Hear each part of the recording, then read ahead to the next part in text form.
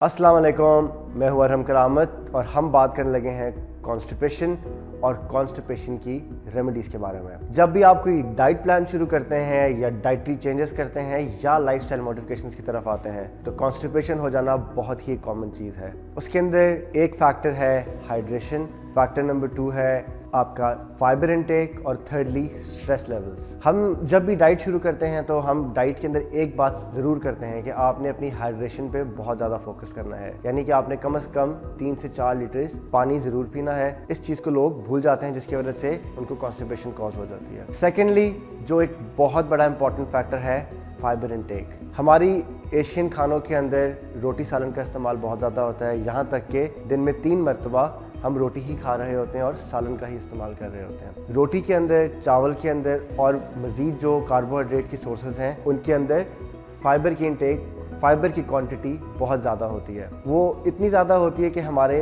निज़ाम हाजमा को, हमारे पेट को उसकी आदत हो जाती है। और जब हम फाइबर इनटेक कम करते हैं, यानी कि जब डाइट में आपको रोटी छुड़वा दी, चावल छुड़वा दिए या कम कर दिए, तो आपकी जो आमतौर पे आपकी बॉडी की आदत है फाइबर इनटेक की उतनी नहीं हो रही, उसकी वजह से आपको कॉन्स्टिपेशन हो जाती है। उसके लिए हम रिकमेंड करते हैं इसबगोल का इस्तेमाल। दिन में 2 से 3 मरतबा आप 1 से 2 टेबलस्पून पानी की ग्लास में इसबगोल के छिलके को डाल के इस्तेमाल कर सकते हैं। इसके अलावा एक और रेमेडी ये है कि आपकी अगर कॉन्स्टिपेशन इससे भी ठीक नहीं होती तो आप इसबगोल के साथ बेसिल सीड्स यानी तुख मलंगे का इस्तेमाल कर सकते हैं कि उसको आप पानी में सोख करके रख दें ओवरनाइट, और इसबगोल का 1 चम्मच तुख मलंगा यानी बेसिल सीड्स पानी की ग्लास में मिक्स करके आप दिन में 2 से 3 मरतबा ले सकते हैं। और साथ साथ ही मार्केट में बहुत सारे फाइबर सप्लीमेंट्स भी मिलते हैं, आप वो भी यूज़ कर सकते हैं, उनका यूज़ करना भी बिल्कुल ठीक है। एक चीज़ जो फैक्टर है कि जब हम सालन लेते हैं, सालन के अंदर आपने देखा होगा कि ऑयल्स का और पानी का इस्तेमाल बहुत ज़्यादा होता है। तो आप जो आपको डाइट रिकमेंड की जाती है, हो सकता है उसके अंदर कुछ चीज़ें ड्राई हों, यानी कि ग्रिल्ड चिकन हो, ग्रिल्ड मील्स हों, आपकी बॉडी को उसकी भी आदत उस तरह से नहीं पड़ेगी जल्दी से। तो आपने करना क्या है कि आप इसके लिए बोन ब्रॉथ टाइप चीज़ें बना के रखें साथ, और साथ रेमेडी के अंदर प्रोबायोटिक जो है ना, वो एक बहुत बड़ी इंपॉर्टेंट फैक्टर है जिसके अंदर आप योगर्ट का इस्तेमाल कर सकते हैं खीरों के साथ, और प्रोबायोटिक सप्लीमेंट्स भी आते हैं। हमारे पेट को क्योंकि एक किस्म के खाने खाने की आदत है, तो हम जब डाइटरी चेंजेस करते हैं तो हमारा निज़ाम हाजमा थोड़ा सा डिस्टर्ब हो जाता है।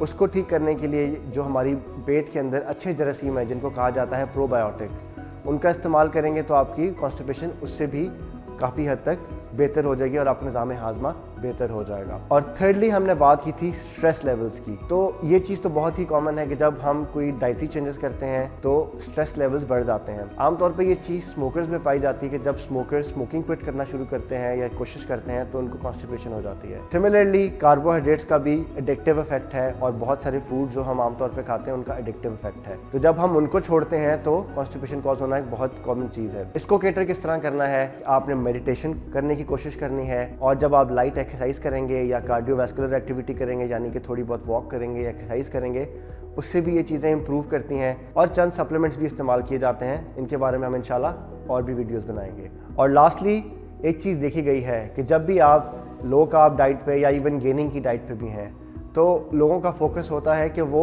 अपनी प्रोटीन इंटेक सबसे पहले पूरी करें, जिसमें आ जाता है मीट और बाकी फर्दर चीज़ें। तो हम लोग मज़े की चीज़ें तो पहले खा लेते हैं, लेकिन जो सैलड की इंटेक है, यानी जिसके अंदर फाइबर आपको मिल सकता है नेचुरली डाइट के थ्रू, उसको हम लोग फोकस नहीं करते या उस पर अटेंशन नहीं देते।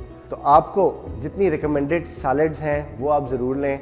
उसके अलावा आप सैलड्स का इस्तेमाल बेतहाशा करें, और इवन सैलड्स के अंदर कुछ चीज़ें ऐसी हैं जिनकी कैलोरी ज़्यादा नहीं है तो वो आपकी डाइट को इफेक्ट भी नहीं करेंगी। मैं एक वीडियो देख रहा था डॉक्टर एरिक बर्ग की, उन्होंने भी चीज़ रिकमेंड की। उन्होंने कहा कि सैलड बोल, जब आप इवन कीटो डाइट में हैं या लो कार्ब डाइट में हैं, तो आपको सैलड का पोर्शन इतना बड़ा एक बोल आपको कम से कम दिन में 2 से 3 मरतबा खाना चाहिए, तो आपका निज़ाम हाजमा, आपका पेट का निज़ाम बिल्कुल ठीक रहेगा।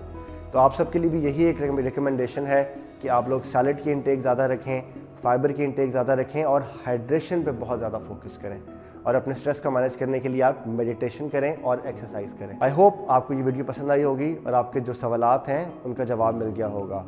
मज़ीद कुछ सवालात हों तो आप कमेंट सेक्शन में हमसे पूछ सकते हैं। हमारी टीम इंशाल्लाह आपके सवालों के जवाब देने के लिए हाजिर है। अपना ख्याल रखिएगा। अल्लाह हाफ़िज़।